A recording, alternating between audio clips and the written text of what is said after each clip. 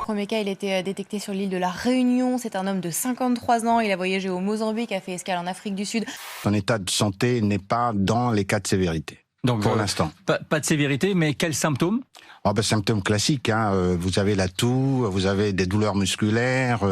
Il a 6 personnes contacts à risque, 3 de son entourage professionnel et 3 de sa famille proche, qui évidemment sont à l'isolement et qui vont être testés régulièrement. Il n'y a pas de raison de paniquer, nous disposons du meilleur vaccin au monde, des meilleurs médicaments, des meilleurs scientifiques, et nous en apprenons chaque jour davantage. Sur la façade du Panthéon, les grandes étapes de la vie de Joséphine Baker sont projetées. Diva du music hall, résistante pendant la Seconde Guerre mondiale, militante contre le racisme. Est-ce qu'Éric Zemmour, comme l'écrit Libération, est devenu l'idiot utile de Marine Le Pen? Attendez, je suis pas journaliste, moi. Non, je suis pas commentateur. Je vois un homme seul, polémiste de métier, qui fait très bien ce métier-là, et qui veut s'improviser président de la République parce qu'il s'est mis en tête de vouloir sortir la France du déclin. C'est pourquoi j'ai décidé de me présenter à l'élection présidentielle.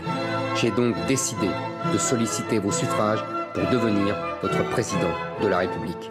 Mais Capon, non, c'est vraiment un truc de Capon, non. Alors je dois dire Capon, que je me suis infligé... Capon, ça veut dire quoi? c'est Poltron, pardon. Éric Zemmour est à la politique ce que la série Z est à l'œuvre cinématographique. Et c'est vrai que sa déclaration reflète ce que le cinéma peut faire de plus mauvais et ce que la politique, manifestement, peut faire de plus mauvais. Le micro de De Gaulle met le discours de Pétain. La bibliothèque de Pompidou met les lettres de Renaud Camus. La musique de Beethoven met les fausses notes d'un passé fantasmé pour un présent caricaturé. La France ne mérite pas cette sinistre mise en scène. On avait plus l'impression que c'était une déclaration à l'élection présidentielle de 1965 de celle de 2022, c'est peut-être son côté vintage. Donc c'est tout sauf une surprise, et puis c'est une tentative de rattrapage. Et c'est un rattrapage qui est raté, puisque la mise en scène est grotesque.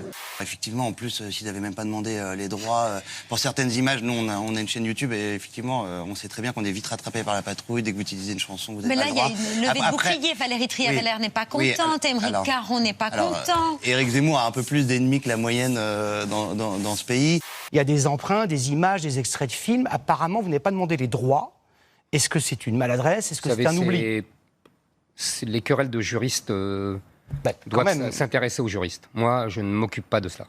Je vous propose, monsieur Aubert, quand la vidéo absolument ignoble de monsieur Zemmour est diffusée, de ne pas courir les plateaux pour vous féliciter du futur travail que vous aurez avec lui, mais plutôt de rester dans l'arc républicain. On dit depuis le XVIIIe siècle qu'on persécute toujours ceux qui sonnent le tocsin et au contraire, on est aimable avec ceux qui mettent le feu. Donc ceux qui me reprochent d'exacerber les tensions, ce sont eux qui mettent le feu en ne faisant rien depuis 30 ans, depuis 40 ans.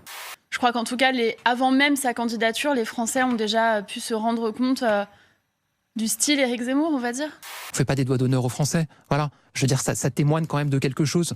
Il nous a vendu qu'il était le Trump français. C'est un Trump commandé sur Wish, comme on dit. Il y avait zéro suspense, comme il y a zéro programme, comme il y a zéro maîtrise de soi, comme il y a zéro équipe. Avant l'identité de chacun, l'hospitalité pour toutes les différences réunies par une même volonté, une même dignité. Ma France, c'est Joséphine.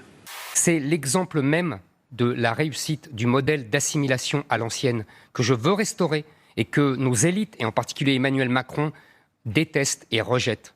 Donc, vous voyez, moi, je dis oui, Joséphine Baker, c'est la France.